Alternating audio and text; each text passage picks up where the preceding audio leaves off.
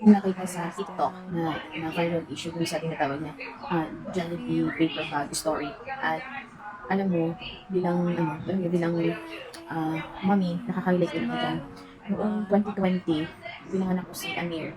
Ano, right after na magkaroon ng announcement tungkol sa pandemic. At lahat talaga yun, as in lahat talaga nag-shutdown, di ba? So lahat bawal lumabas, lahat napaka-limited ng gagawin. So di ba, March 15, nag-declare ng lockdown.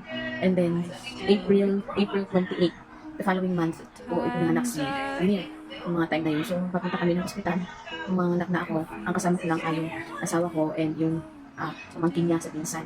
So, mga anak ako is dun sa Bumaka kung saan mayroong lamang na isang doktor na tumanggap sa akin at magpaanak sa akin despite na wala akong anumang check-up na ginawa sa akin kanila nga supposedly sa Manila ang mga anak.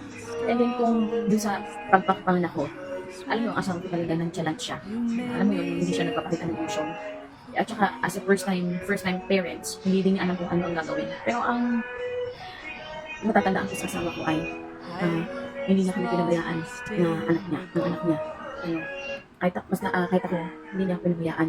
Kasi, mula nung pagkagaling ko sa delivery room, nandun siya nagbuhat ng anak ko dahil walang naibigay na stroller sa amin ang ospital kasi nagka-cramming din sila, nagkakaubusan ng mga gamit, ng supplies ng mga time na yun.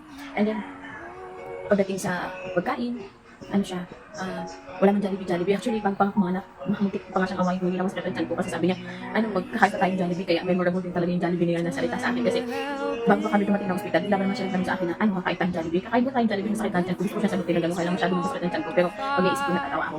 Pero hindi siya nagpamaya sa aming mag-ina.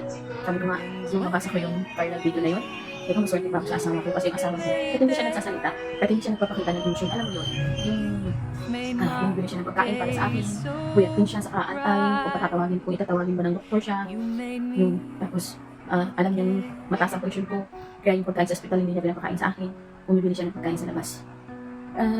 Kaya sabi ko nga, talagang maswerte. Iilan ang maswerte sa pagdating sa asawa. At masasabi ko maswerte ako sa asawa ko. Kasi hindi ko yung naganasan sa kanya. Tapos, nakakaiyak din kasi di ba, yung ganung scenario na, matter of life and death. Yung nanay, isang mami ay nasa isang hukay ang paa. Totoo yung siguro ko naramdaman na parang akong mamamatay. Kaya nga nadadala na ako magkaroon ng anak ulit. At ganun yung magiging treatment lang sa'yo after mo may panganak ng isa pang buhay. So malala. Kaya dun sa mga single na babae dyan o yung mga nagpaglanong mag-asawa, subukan nyo muna yung magiging yung mapapangasawa nyo. Pagkaisipin nyo mabuti kasi diba, nasa huli ang pagsisisi. Yun lang.